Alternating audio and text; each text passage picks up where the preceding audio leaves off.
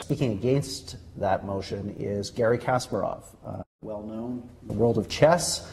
More importantly, this is a man who has acted as a dissident in his own country of Russia, has helped lead a political opposition both in Russia and abroad to the regime of Vladimir Putin.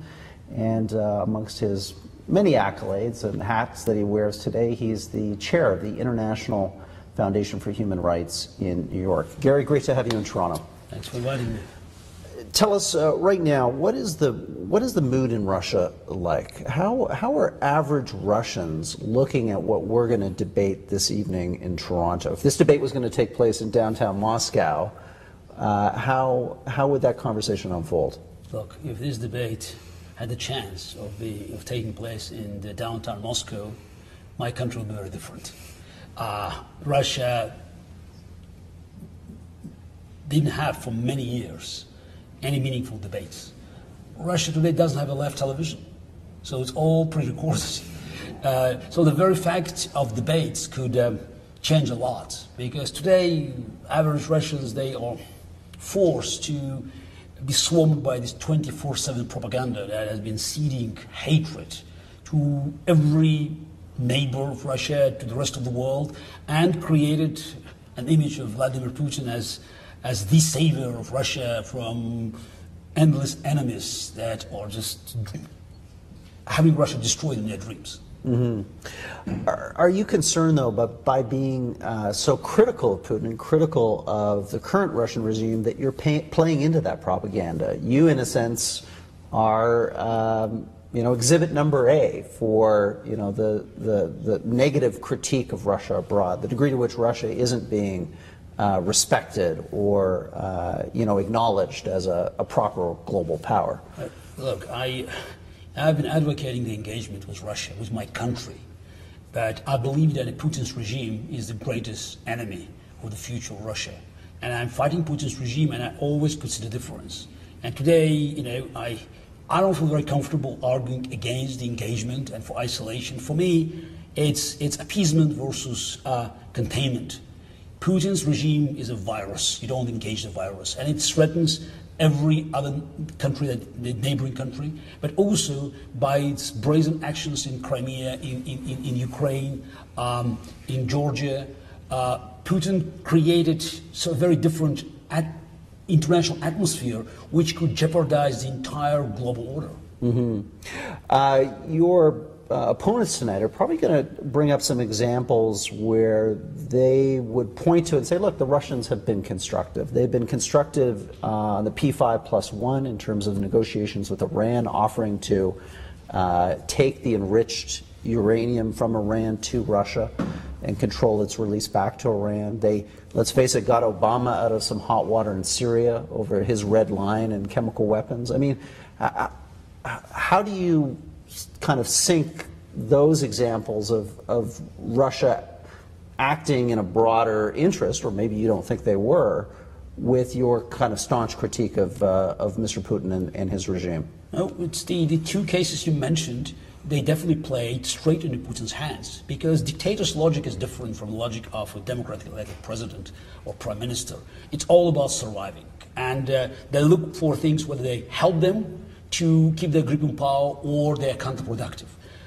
With Iran, I mean, Russia was delighted to play this pivotal role in negotiating. By the way, the negotiation was endless, and it helped to keep the tension in the Middle East, and it helped to keep the oil prices quite high. But also now Russia is indispensable, so that's another bargaining chip for Putin.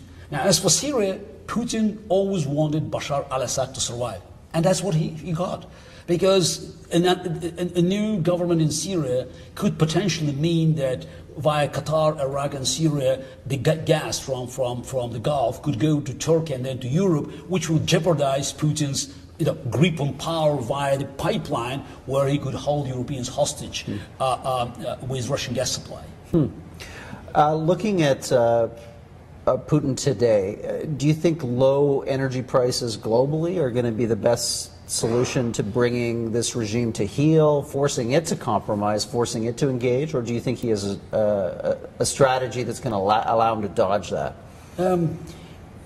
Definitely the low energy prices help to curb the dangerous ambitions of Putin's regime.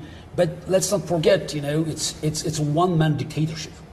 This is not the regime that will be looking for compromise, because anything that hurts Putin as the one-man ruler of Russia will be disregarded. So that's why we should look for more combined approach to make sure that people surrounding Putin, Russian bureaucracy, Russian middle class, they'll recognize the dead end of Putin's rule. That's our best hope. Putin's regime will bring Russia to a complete chaos and disaster. But moreover, it could threaten the very existence of humanity, because unlike dictators of the past, Putin has his fingertips on the nuclear button. Mm-hmm. I mean, it's a question. Is what comes after Putin worse? So therefore, we should be careful what we wish for. Look, dictator who is in power for so long succeeded in eliminating decent opposition, because to stay in power and eliminating the elections, public debates in the society, all the democratic procedures, he definitely creates an atmosphere that is quite alien to democracy. But the problem is that every day he stays in power, he makes the outcome worse. I'm not telling you that if Putin goes out today, Russia will be a democracy. That would be a mistake, and I wouldn't be honest with myself. But I'm telling you that if he stays in power one more year, there will be more blood, there will be more tragic events, and eventually there will be less chances for Russia to stay as one piece in the future, as a state within its current borders, and also to have a chance of recovery. Mm-hmm. Another thing that's sure to come up tonight is the whole question of NATO's involvement in this crisis, both as a potential bulwark against any tendency Putin might have to expand his ambitions beyond the Ukraine and the Baltic states, but also probably for Stephen Cohen and Vladimir Posner, an argument that we brought this upon ourselves. We didn't treat Russia with respect after the collapse of the Soviet Union. We deployed NATO troops right up to the Russian homeland, and all of this is, in a sense, a reaction to our provocation. There's a difference of invading other countries and potential intentions of your potential enemies. This argument, goes flat, because it means that we do not believe that 100 million East Europeans had rights to decide how they should build their own lives, what kind of affiliations, political affiliations, economic affiliations they would like to see for their countries. And I think that's against the mentality of the 21st century. We're not living in the 20th century or the 19th century. And also, when we look at the facts, we just recognize that a NATO expansion was very much on paper. By year 2013, there was no single American tank unit in Europe. How can we invade anybody with no tanks? And also, we know the history, and we read it from history books. But for Baltic nations, for Estonians, Latvians, Lithuanians, for Poles, this is not just a history. This is history written by their blood. And they always were suspicious of Russia. And again, we have to give them credit. They had rights, sort of genetic fear of potential Russian invasion. And unfortunately, Putin's actions, they create a lot of uneasiness. So don't forget the invasion of Georgia. And look at the Ukraine. I think the numbers of NATO sympathizers in Ukraine were just at the range of 15–17%, mainly on the western part. And Ukraine and Georgia have been flatly denied NATO membership in 2009. It wouldn't be an issue for Ukrainians. Economic cooperation with Europe is another story, but again, that's a conscious choice of the nation. Today, you have 2/3 or more of Ukrainians supporting NATO membership. Why? Because they saw what could happen if their country is defenseless against a powerful neighbor.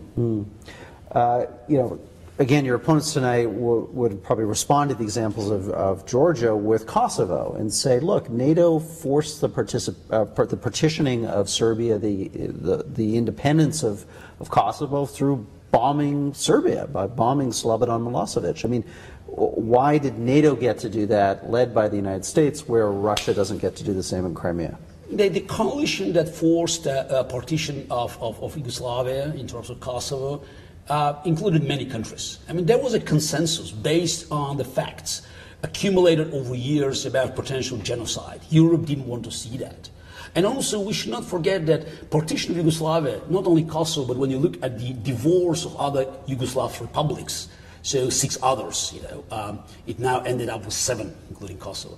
They all happened alongside the borderlines designed by Tito's administration. Again, it will be intellectually dishonest to say that every border is correct there. Same with the Soviet Union. But the only way to avoid massive bloodshed is to accept these borders, because the best way to move forward is to cooperate and to find a way of all these countries joining European Union, or at least playing by the rules that will encourage the cooperation. Russia acted in South Ossetia and Abkhazia unilaterally. And it was an invasion that had no grounds, because there were no genocides, there were no threats. So Russia invaded Georgia, and now we could see in Crimea, it's exactly the reverse compared to Kosovo. Because under Ukrainian rule, Russians, majority, about 2/3 of Russians, Ukrainians and Crimean Tatars, that made about 35% of population in Crimea, they lived in peace. Now we are witnessing ethnic cleansing. The Crimean Tatars that suffered genocide under Stalin, now they're being wiped out again by Putin's administration. That tells you the difference between Ukraine, which is a feeble democracy, but with a lot of transparency and with a great desire to join the free world, and Putin's Russia that has been still living through the practices of Byzantine Empire and Golden Horde. Finally, where do you think this tension between East and West goes from here? Are we into the early phases of an extended kind of Cold War Part 2, or is this something that could resolve itself sooner than we might think? I think this is something you said that really caught my attention. You said East and West. That's Cold War. Today, we're no longer dealing with East and West. Who is this East? Russia? Even Ukraine is now fighting Russian invasion. So it's no longer the same lines dividing the world like a Berlin Wall, East and West. We have now guys who are fighting the very core values of the free world. And that includes Putin, Iranian mullahs, North Korean family dictatorship, ISIS, Al-Qaeda, Venezuelan dictatorship, so Chavistas. So it's a much broader picture, and it doesn't have the same geographical division as before. And I think it's a huge success of global democracy that the Eastern European nations, including Ukraine, which is, in great part of Ukraine, Russian is still a dominant language. So is and those ethnic Russians living in Ukraine, they now fighting and willing to die to secure their rights to live in the free world. This is the future I want to see, and I believe that many Russians on the other side of the border, of Ukrainian border, will eventually have the same desire as Ukrainians, and then I'll be the happiest man to talk about the engagement of my country and making sure that the Russian great culture, scientific and other important traditions will benefit everybody on the planet. Great. Well, Garry, that's an optimistic note for us to end on. We look forward to hearing more from you in the debate tonight. So thank you for coming to Toronto.